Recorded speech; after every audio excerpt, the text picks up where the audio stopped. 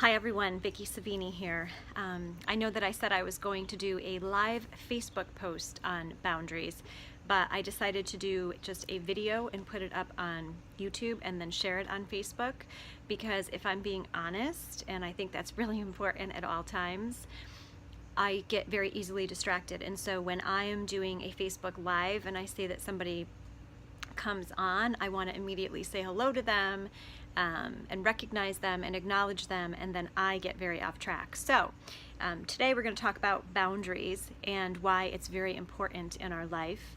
I just want to tell you a little bit about who I am since I'm putting this up on YouTube. My name is Vicki Savini. I am an author, a teacher, and a life coach. And a few years back, 4 or 5 years ago, I wrote a book with Hay House titled Ignite the Light, Empowering Children and Adults to Be Their Absolute Best. A gift that I've always had, my thing, so to speak, is writing. Writing has also been very cathartic for me in my life, and it's important for me because it helps me to process things. So the universe basically puts me through the ringer a little bit, and then I am able to write about what I went through, and that is how I help other people. The work that I do with people one-on-one, the coaching work, really goes back to looking at what happened in our childhood from birth to 5. What happens in childhood doesn't stay in childhood, and we form these deep toxic beliefs at a very early age. And so I help people to take a look at 5 different toxic beliefs to see which one is actually holding them back in life. And then we work from there to rip that toxic seed out and plant some new seeds in our garden of life, so to speak. So the first book, Ignite the Light, was a Hay House book. Very proud of this book. I love it because it really teaches us about the importance of childhood. And then along came some more lessons for me in my life, and those lessons stemmed around truly loving myself. So you have this foundation in your childhood, you have some toxic core beliefs, and you have one that ultimately makes you feel stuck in many areas of your life, relationship, career, friendship, etc. And if you don't really get to the bottom of that toxic seed and turn that around, no matter what you do in your life, you're always going to come to a standstill. You're always going to hit a brick wall. So what came up for me was recognizing that I am a rescuer. What does a rescuer mean? A rescuer is a person who is constantly trying to please others, who is always putting others before themselves. When they come upon people who they feel are damaged or ailing or hurt in some way, they want to love them and heal them in any way that they can. And oftentimes that means to the detriment of their own well-being. So being a rescuer is essentially trying to rescue other people. It's great that you see the best in everyone, but it crosses boundary lines for you. And when you are a rescuer or a people pleaser, there's interchangeable terms, it means that you are not really good at putting yourself first. You never truly learned what your needs, wants, and desires are. I talk about that in my second book called Burn the Damn Cape, How to Stop Rescuing Others and Start Loving Yourselves. And today we're going to talk a little bit about boundaries because this is what has been coming up for me lately, and I am seeing with my clients and with friends that this boundary piece is coming up for them as well. So first and foremost, we form boundaries because something doesn't feel right.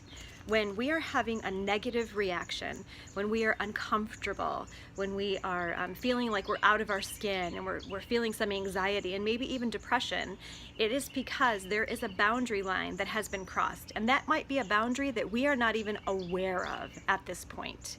So we need to be conscious of that. If we truly want to love ourselves, if we truly want to take care of ourselves, we need to set boundaries that keep us safe. Physically, mentally, emotionally, even spiritually. So we set boundaries to really take care of ourselves. And let's be honest here, when we set those boundaries, it's really going to tick some people off.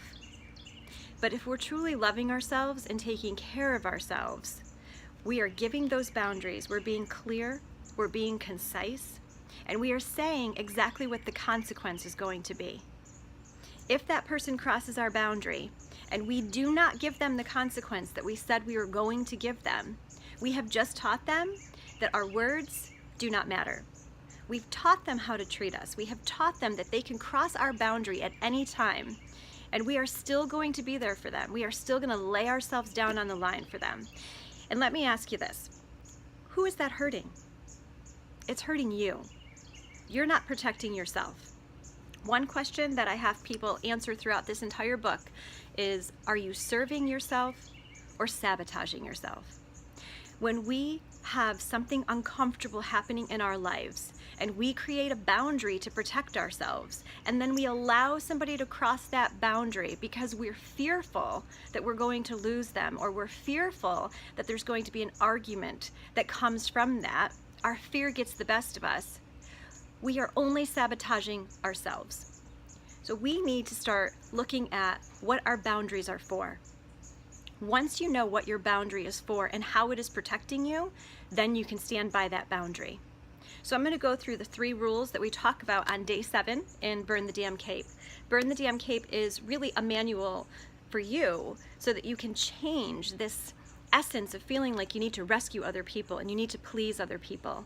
We seek approval outside of ourselves, and we think we're trying to rescue other people when in actuality we want to be rescued. So if you want to wear the cape for yourself. So the first rule in making boundaries is to, number 1, set a boundary that serves you.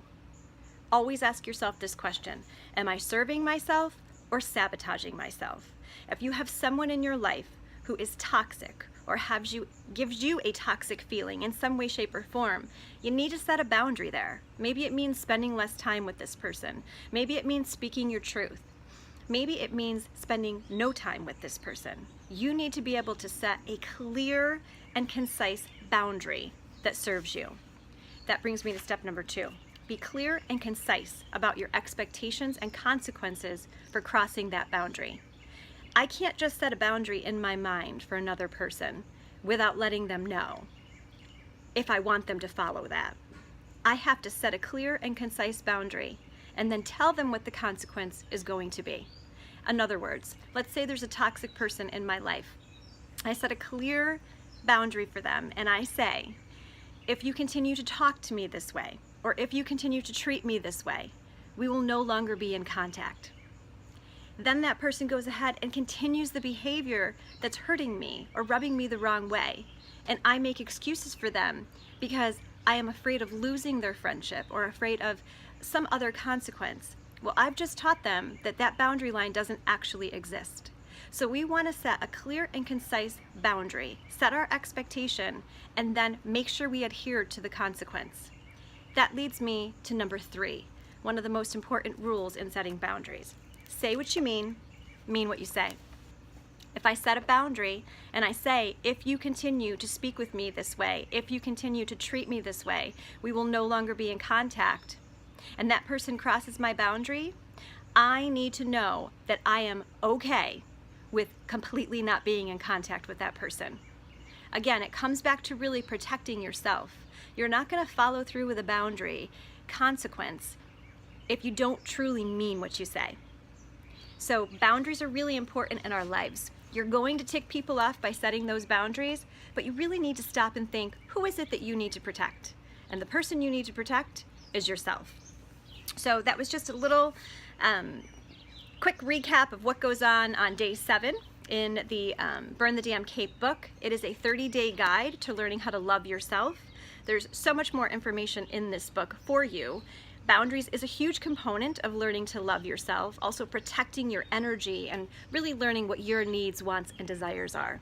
If you'd like more information about this book, you can go to my website, VickiSavini.com. You can also go to Amazon.com and look up the book, and you'll learn more information there. Send me a message on Facebook or send me a message at my website, VickiSavini.com.